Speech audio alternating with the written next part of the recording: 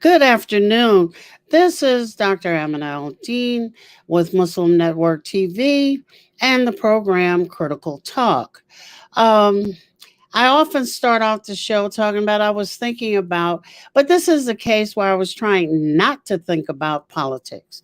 Even though it's one of the elephants in an exceptionally large room, we have to continue to keep our eye on the political scene. As usual, I have with me Professor Scott Hibbard, who is a regular commentator, and he teaches courses on American foreign policy, Middle East politics, and international relations. And we keep him focused on politics in the U.S. He's been at DePaul since 2005 and has written a lot of books. You can go on DePaul's website and look them up.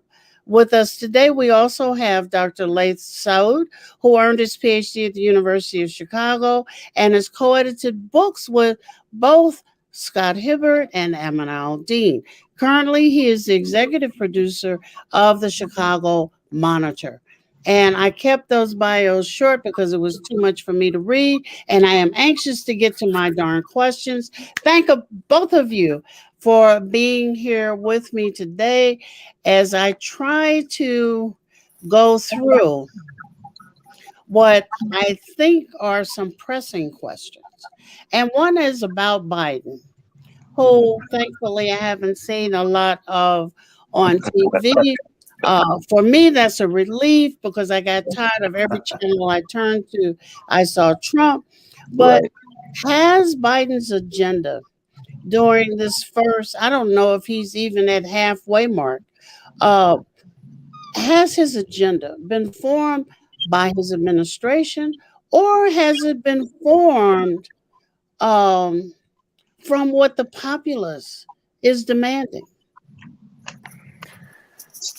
Scott, you want to take that first? Sure. So first of all, thanks for having us on again, or having me on again. Nice to see you, and nice to see Laith. We're about halfway. We're a little over halfway through his first 100 days. I think we're at day 63 or something like that. And I think they've been very disciplined. They've been very focused. Part of their mission is getting people in place. Their appointees through the process, people hired. But they've done really remarkably well with the COVID vaccine rollout. It's just night and day from where we were 2 months ago. And then, of course, the economic stimulus plan that was passed recently, huge victory for the administration, and really, again, kind of, it solidifies, their policy initiatives. One last comment on this.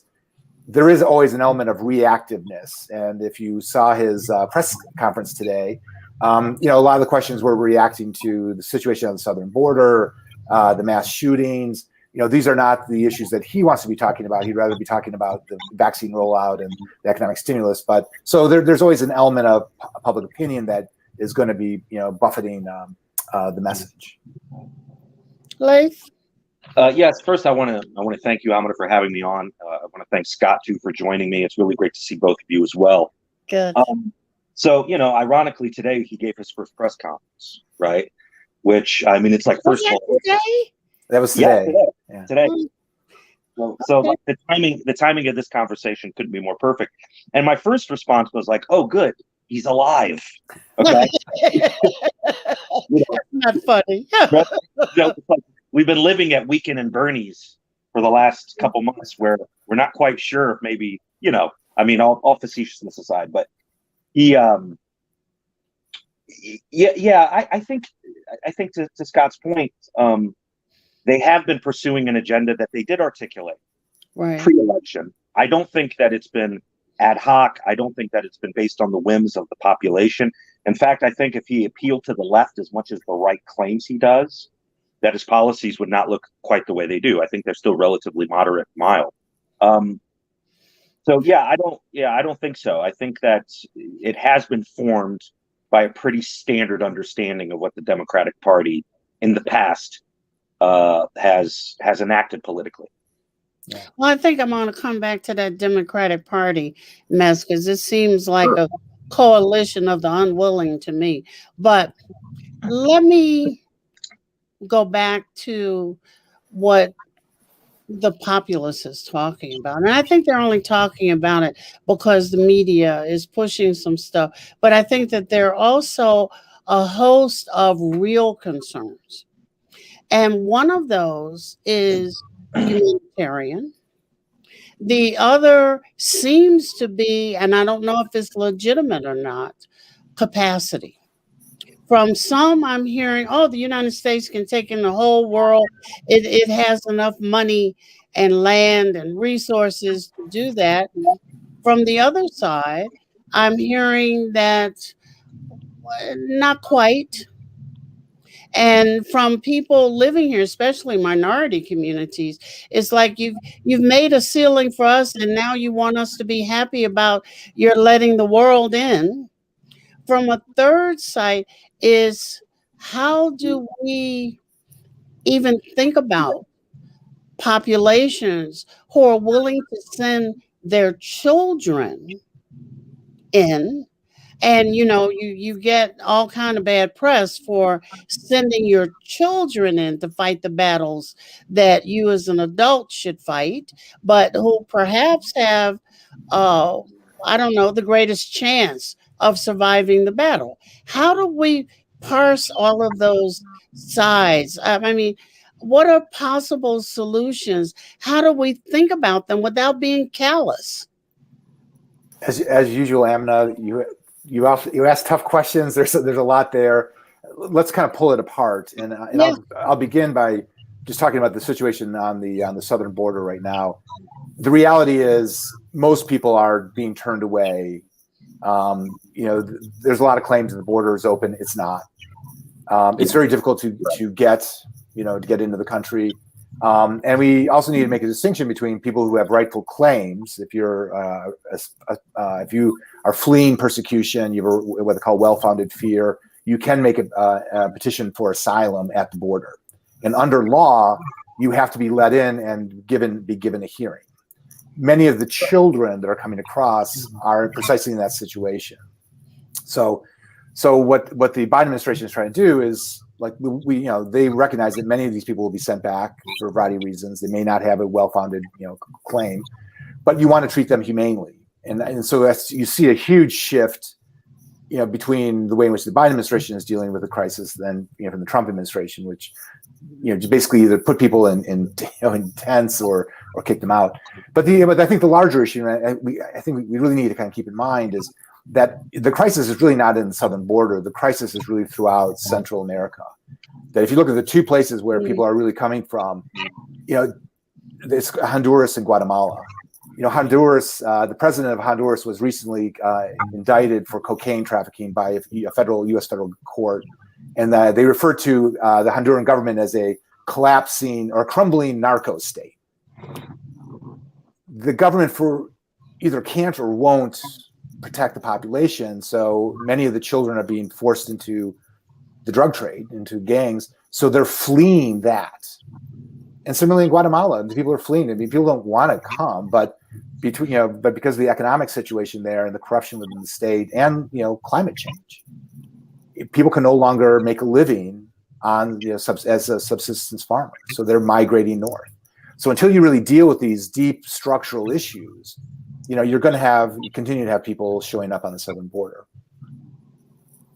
Yeah, if I could piggyback on that a little bit. So three things actually. The first thing is nothing in Biden's policy drove the crisis. It was in the perception of what his policy was going to be that's currently driving the so-called crisis on the southern border. Right, the border is not open. By and large, infrastructurally, it has remained the same as during the Trump administration and even administrations before that. So he is implementing some immigration reform. The American Citizenship Act of 2021, which he announced and introduced back in January, I think this past week, the House passed 2 bills that weren't quite as ambitious as what he stated he wanted to do back in January, but they're addressing DACA. They're addressing workers, like largely agricultural workers who work on farms and things like that throughout the country, who happen to be undocumented. The other thing I want to address is the humanitarian issue. Because it's obviously deeply, deeply important. But one thing I want to do, just to introduce to the conversation some criticism, or at least a more critical paradigm of way of thinking about it, is let me defend conservatives for a moment. Because I don't think the idea that people don't want immigrants coming to their country is particularly unique to white Americans. I actually think it's a really universal tendency that xenophobia is something that's more of a cognitive default than necessarily a moral failing. That doesn't mean you don't have to overcome it. We have a lot of cognitive defaults we need to overcome, particularly in a world that's getting smaller through technology and globalization. Being a xenophobe is not going to really help you out. However, the impulse to resist immigration, I think, is more universal than sometimes people on the left are willing to admit or concede in these kind of conversations. Right. So if we go back to 1986, when Ronald Reagan passed perhaps one of the more ambitious immigration laws, and Scott could probably talk more to this than I can, there was a deal made essentially between the Republicans and pro-immigration folks, right? The deal was, we're going to grant amnesty to millions of immigrants, but we're going to tighten up the border, right? Now, conservatives don't perceive that as actually have happened, but it was part of the deal that allowed things to happen. So we do have to understand the sides to this if we want to get something actually done. Yeah, if I can kind of add on this, because Laith is making some really good points. That we historically, as a society, we've had a very schizophrenic attitude towards immigration, because at the end of the day, everyone's from somewhere else, right? Yes, absolutely. And also, corporate America could not survive without undocumented labor, and particularly when you start talking about like the agricultural growers in California, meatpacking plants out in Colorado, or really any restaurant here in Chicago. It's just, so on the one hand, we're saying, we can't hire them fast enough. But by the same token, we say, oh, no, you can't come. And it's just, and this is, one of the idiosyncrasies of this country. Now, and this gets back to the kind of Laith's main point. One of the reasons why there's so much anti-immigrant sentiment is when, people from Central America and Mexico come work in the meatpacking plants in Nebraska, they changed, the nature of the community, right? And that generates a certain amount of backlash. Like, who are all these people? They don't speak English, right? And you have in the literature we refer to them as ethnic entrepreneurs, people like Donald Trump, who then come in and say, yeah, see these people, they're your problem. Vote for me, and I'll clean it up. But the reality is, they're part of the fabric of American society, and one last comment on all this. Back in the day, a lot of the migrant labor that worked in the farm fields in California crossed back and forth across the border regularly, right? And it was that tightening up of the border in the aftermath of the 86 bill, and then later during the Clinton era, that stopped the free flow of people. People used to live in their villages in Mexico, they'd come north, they'd work for the season, they'd go back home. But once you tighten that border, it becomes too dangerous to go back and forth. You now settle, and that's again has kind of changed the nature of the game. But doesn't it also add to a perception? And I'm talking about a kind of thing that's running through the ether in the United States, that if I get a job, I'm supposed to have benefits, I'm supposed to have this, I'm supposed to have the other. And you pit me against someone who has no expectations other than the dollars they get in their hands, okay? It's an unfair pitting. Now, the one on the other side that has an expectation of benefits and perhaps some expectation of joining a union and all of these things, how do you change that mindset? It's going to be the same thing after COVID. Lots of the benefits that jobs were able to offer, they're no longer going to be able to offer. At some point, you've got to do something about the mindset. It's not that Americans won't work the job. Americans surely would work in factories. Some would even pick crops. But if there's no benefit there, no pension plan, then they are psychologically kind of, no, I don't think so. So there's something in the air here in the United States. On the other hand, you have well, I can lift myself up by my bootstraps, I can own a home, I can do this and I can do the other. And you've got a bunch of minority people saying, well, hell, if somebody's going to help you do that, why not help me get out of my box? Let me take a break while you all ponder that. And this is Dr. Amanal Dean. I am wonderfully here with two, and I'll call them budding because they're younger than me, political scientists, Scott Hibbard and Laith Saud, and we'll be right back with Critical Talk.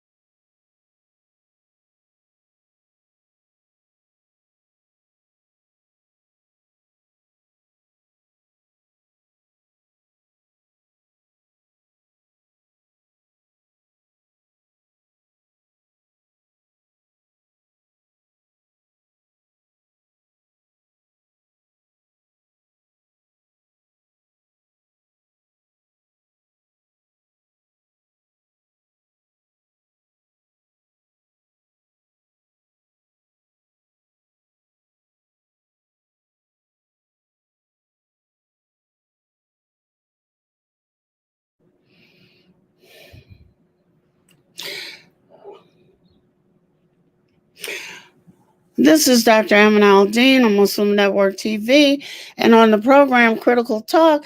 Today I'm exploring the landscape, the political landscape, with Scott Hibbard and Laith Saud.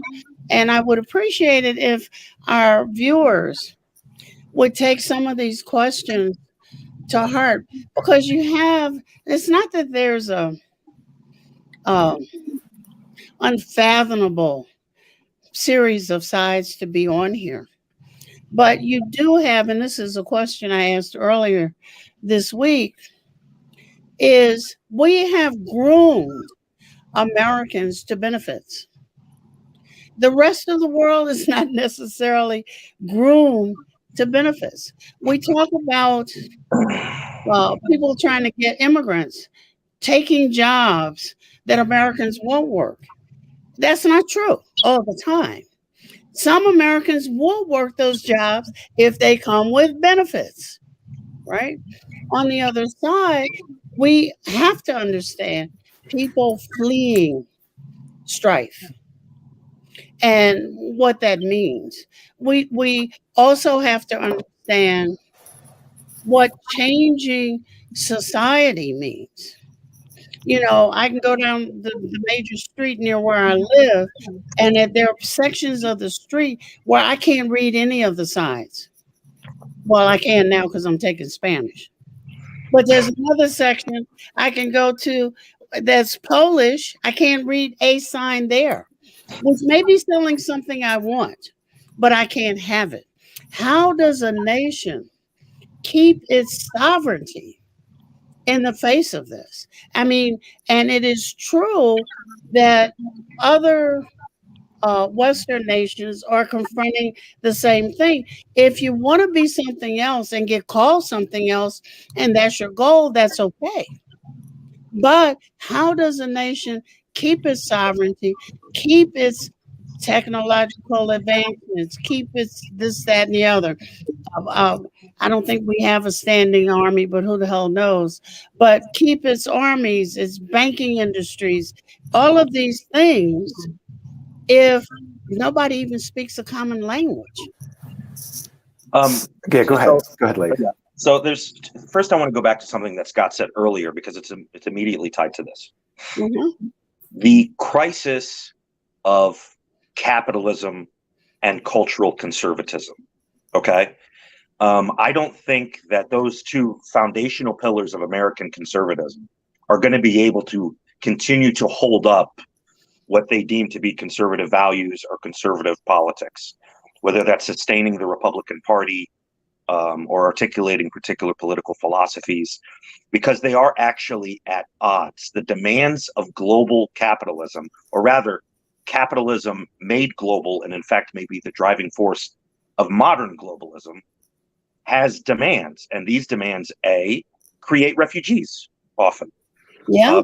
I'd be somebody who would argue that many of our wars, particularly the last war of 2003 when we invaded Iraq, were motivated by desires that worked around corporate America, Halliburton, oil, things like that.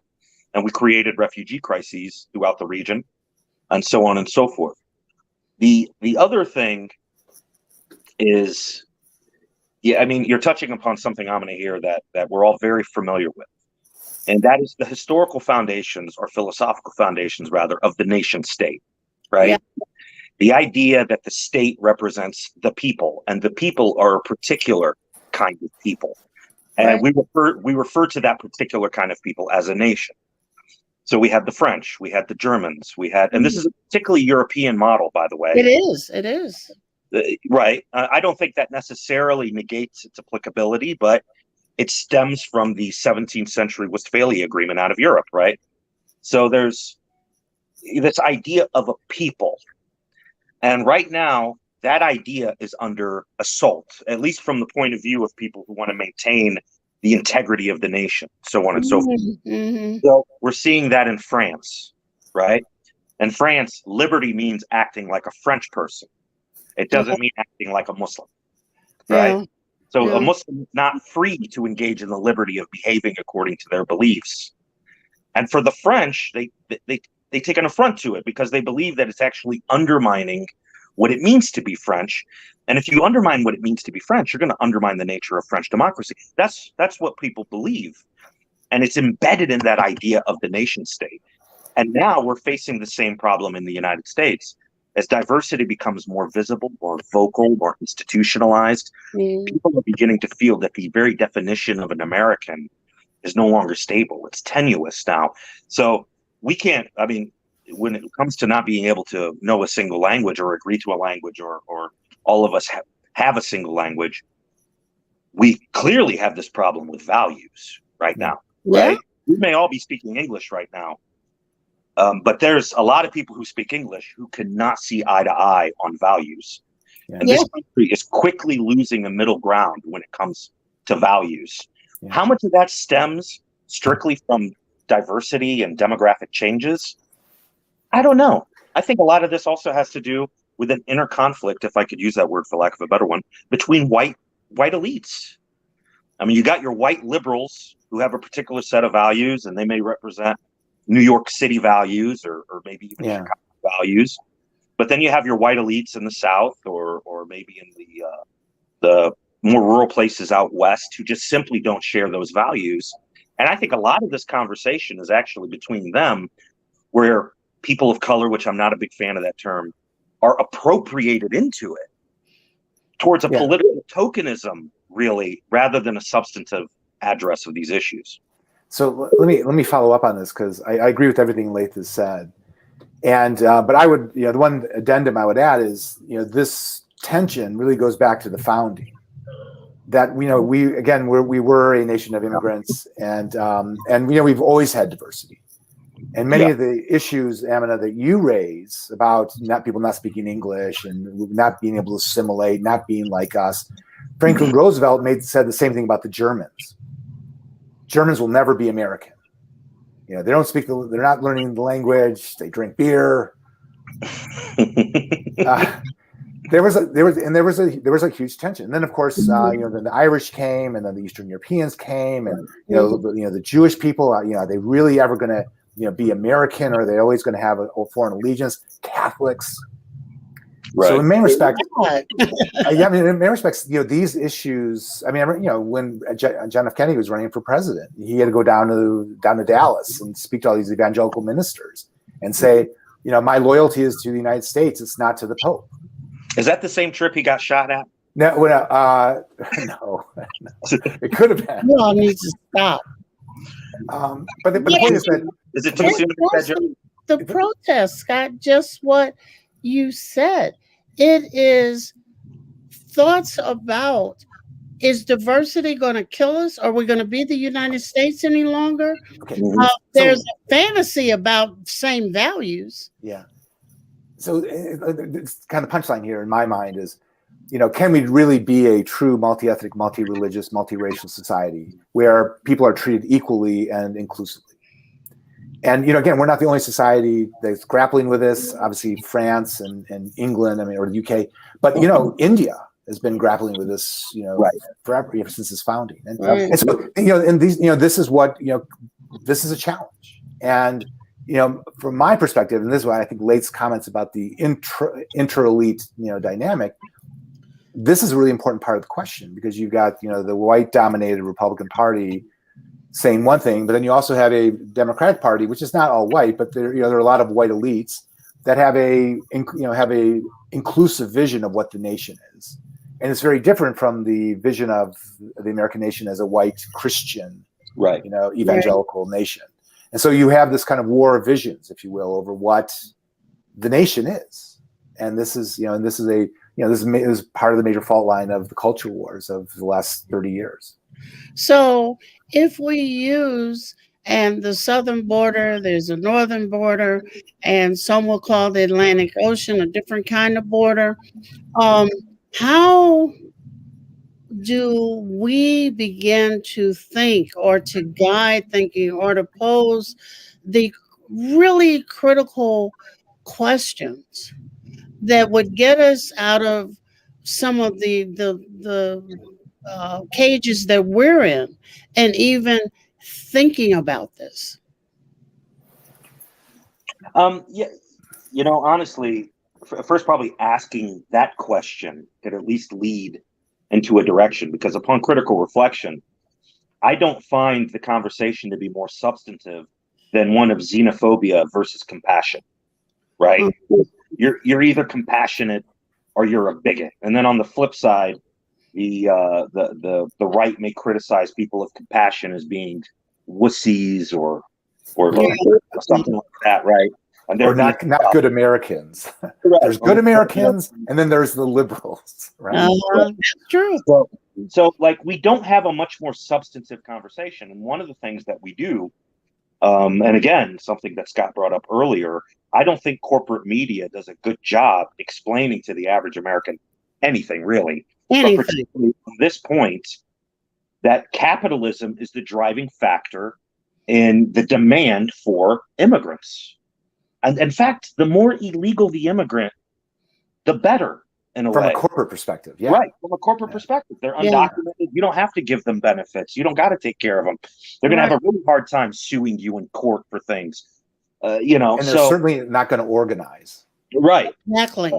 So we're just simply we're dishonest as a society, or we're delusional, maybe, as to what is the driving force of a lot of our problems, because our corporate media is so embedded into the power structure and everything, which, I don't know, maybe all media is. I really don't know. But we don't have a blunt, robust conversation. If we said, hey, we have these immigrants because of capitalism, I wonder how Republicans would respond then.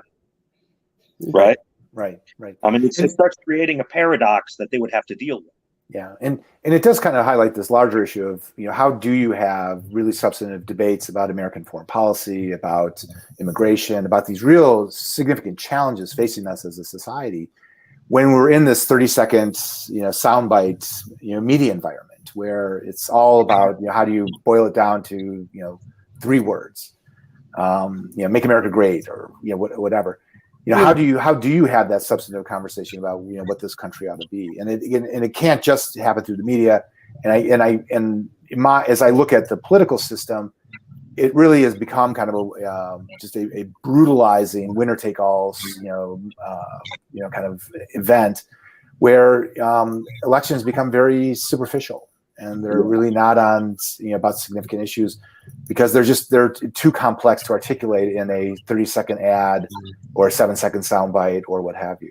But when in the last few elections, I've heard these one issue things. Is you're not telling me what you're going to do across the board. You've honed in on one issue, whether it's abortion or it's education or it's something else, but it's always or in between those. It's not commas. You know what I'm saying? So I don't have a sense of who it is I'm voting for. Like, one of the things, and I'm going to tackle this, is when we had 15 Black Congress people, they had to work. We have 53, they don't do a damn thing. So I'm saying, why are you there? And do I need to, in my gently retiring age, lead a campaign to make people rethink why they voted for you? So I'm trying to learn how to watch. I've seen a government who is, and I know it has to move slowly in dealing with issues like the insurrection into the Capitol, and Congress people who aided and abetted, and policemen who aided and abetted. But I want to hear about it. And again, the news is not reporting on it. I'm looking at the stimulus, and for many people who, it's like getting a welfare check, except it's maybe a very large one. And it becomes, okay, you give me, where's the next one coming? Well, let me chime in on just two issues here. Sure. One is, part of that, part of the Biden stimulus is less about, first of all, it's about helping people that are legitimately out of work, and and will some of that money be wasted invariably? But there's also another side of it that, the best way to, to really get the economy going when we pull out a pandemic is to just put money in people's hands. That's right. And so a lot of what this package is about is just getting money out there as just kind of a classic Keynesian stimulus. Right. Because you don't want to come out of the out of this pandemic and just have a sluggish economy. So that's a lot of. How does that, Scott? How does that? If you give me $1,400 in one check, and my rent is $1,200, and I owe $5,000 back, how are you stimulating the economy? I can't spend it in the economy. Well, by paying your rent, you are spending it in the economy. And I think the other side of it is, part of, there are other elements of the bill as well. Part of it was a moratorium, extending the moratorium on evictions, additional money for housing assistance. There's a lot of money that was given to state and local governments, which had been bypassed in the in the earlier Republican bills. And this is all, and there's also money for higher ed and for schools. And the thing is, why didn't the media say this? They should. But the kind of punchline is like, everybody is stressed by what's happened over the last year. Right. And I can tell you right now, like at my university, the term faculty, people who are on like 1-year contracts, had a clause in their contract last year that said, we're going to reevaluate in October, and we'll see enrollments are, and we may cancel your contract. Right. So allow me to jump in here. There's several things to address. The first thing is, I actually understand Amina's point about if I got a $1,400 check and I'm handing it over to the landlord, these landlords are increasingly themselves conglomerates, right? So there's many, many buildings throughout Chicago that are owned by firms or these little corporations that are out of New Jersey, for example. And rather than hiring more people during this time, they're going to be laying off people too, left and right. So I understand the point, but the thing I would respond with is, I don't know if the stimulus checks are necessarily the most important part of these larger stimulus packages.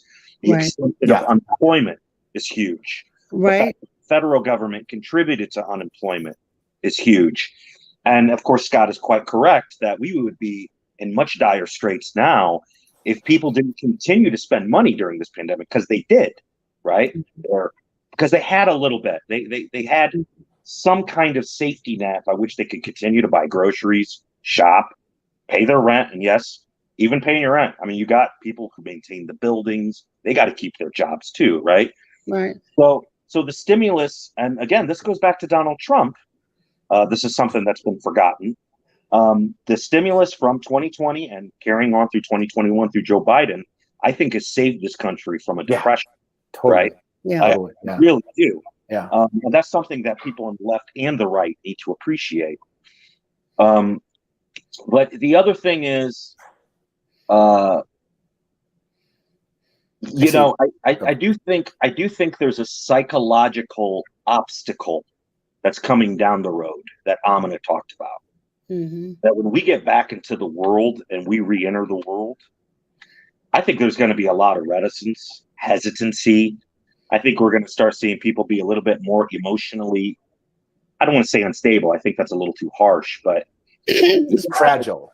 Yeah, fragile about going back to work and being in the office again. Yeah. I also think, and this is something I've had disagreement with other friends of mine, that downtown big cities are in trouble.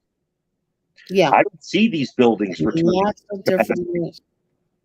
Let me ask you to hold that thought, because in the last portion of the show, I kind of want to do a global look. And I'll tell you what I mean by that.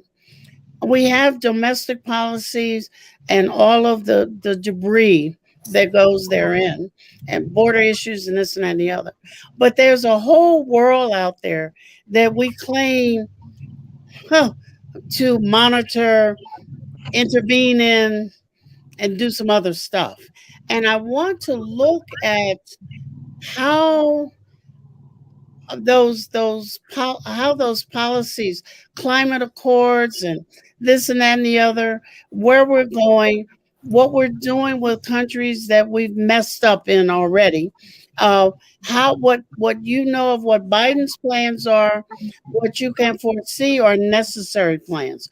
This is Dr. Amina Al-Din, and I'm talking about the political voice, the power of it, with Scott Hibbard and Laith Saud, and we'll be right back.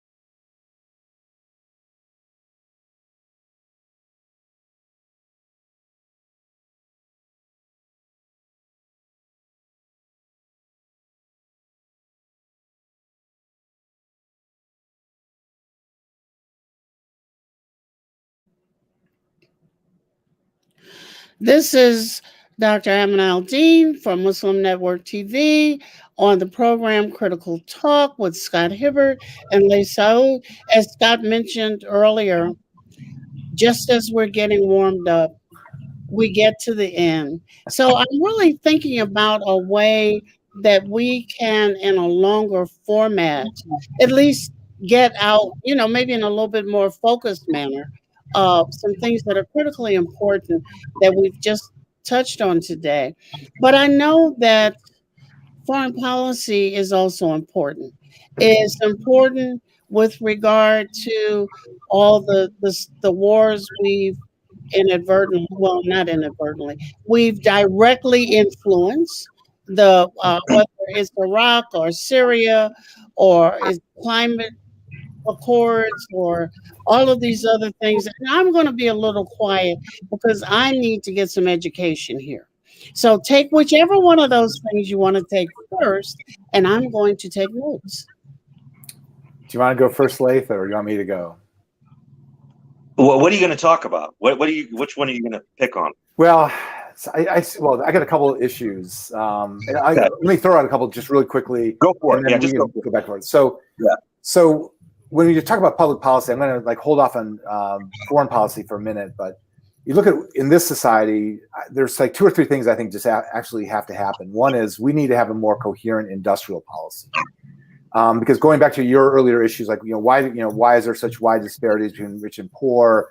What about the working class Americans who don't have jobs, don't have gainful employment? Like, how do we actually deal with that? Right. And I think that's largely we need to invest. We need to invest in schools. We need to invest in scientific research. We need to invest in next generation technologies. We basically need to have an industrial policy like we did in the 50s and 60s.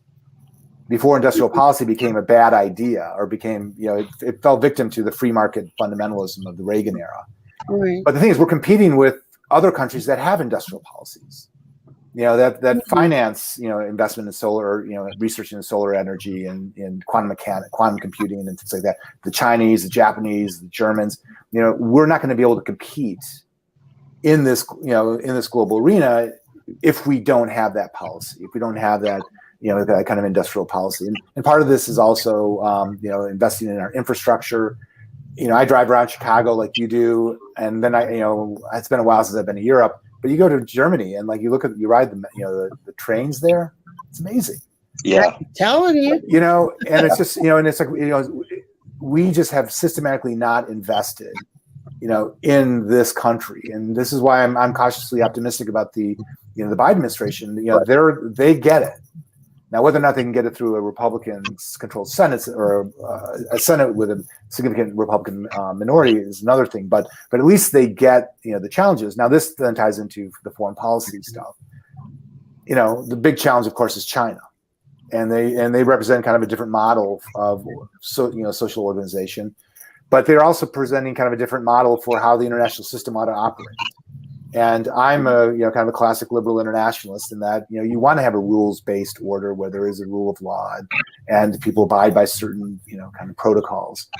And that was being torn apart by I would argue George Bush, but definitely Donald Trump. And Biden, like Obama, is committed to this liberal international order, this rules-based order. But China is not, and neither is Russia. And so these are the kind of the challenges. The kind of big picture challenges that are facing us as a society. I mean, as a global community. And one last comment on this, Scott, with regard to China. China is making heavy investments, say, on the continent of Africa. Yeah. In terms of the Middle East too. The Middle East too, actually. Yeah. In terms of education, in terms of the infrastructure that drives technology. We have, and of course, they're bringing Chinese to do it. And the Africans are saying, we don't care, we want a road.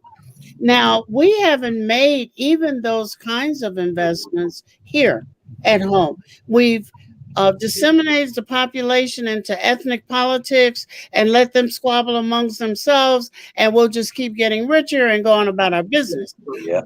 But we're not thinking back to wars we started, like in Iraq, or wars we supported, I don't know, the wrong side or the right side. We've labeled those wars, and to the point of where we don't know if all the terrorists are really terrorists. Are they really people who are trying to overthrow bad governments? Or just poor people. Yeah. Yeah. So let me respond to this. So Scott is giving us a vision of the future, right? That China looms large on the foreign policy agenda in the near and mid future. And let me go to the past, okay? The past 20 years. In fact, this year marks the 20th anniversary of 9/11, right? Yeah. And 9/11. I'm sorry. 9/11 obviously was a watershed moment in American history because it precipitated our involvement in Afghanistan and Iraq in ways that had up to that point not quite existed. And what I'm saying by that, what I mean, is basically Islamophobia. All right.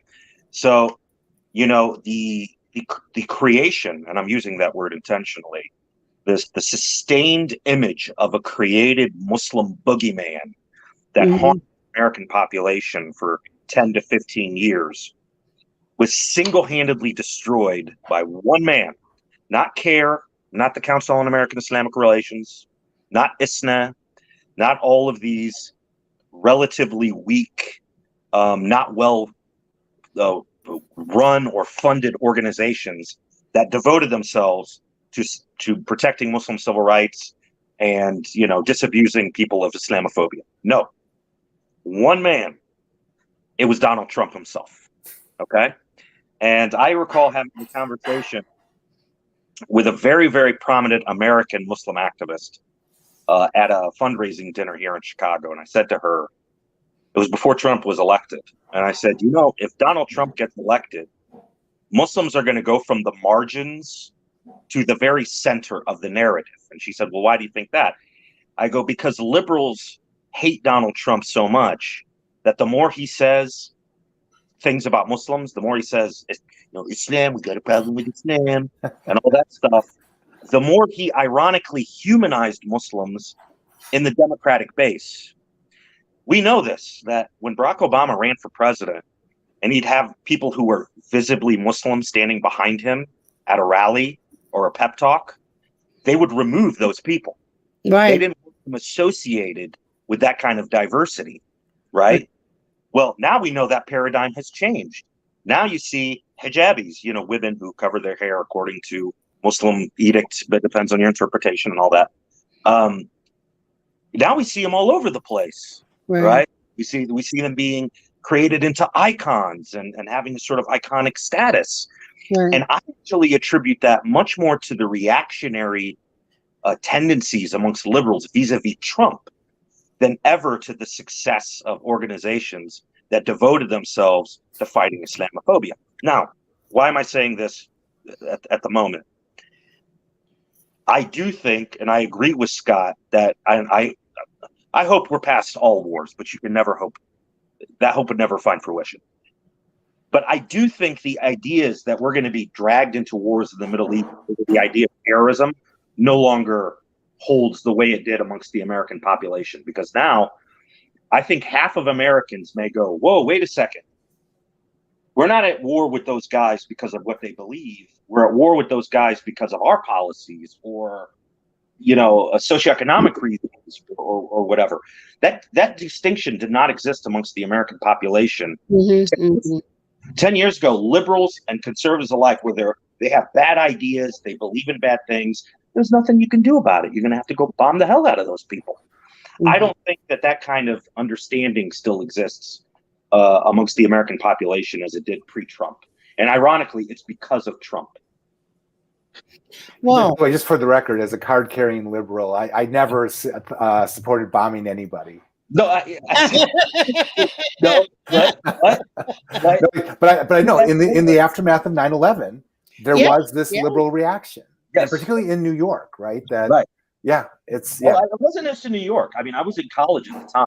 Yeah, and I had liberal professors who all of a sudden shocked me with their enthusiasm about invading Iraq. You know, I mean, they were right plugged in, man. They were like, people in Afghanistan are Muslim. People in Iraq are Muslim. They all believe in this. Together. Yeah, let's just go do this. And I have to admit, I had students who didn't know where either place was, but supported the wars there.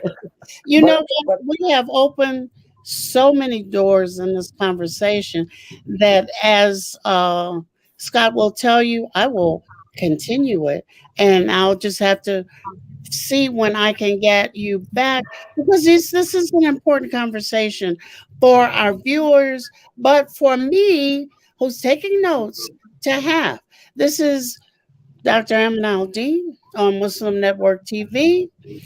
This is Critical Talk, and we've been having a great conversation with Scott Hibbard and Laith Saud, which we will continue. See you next time. Thanks for having us.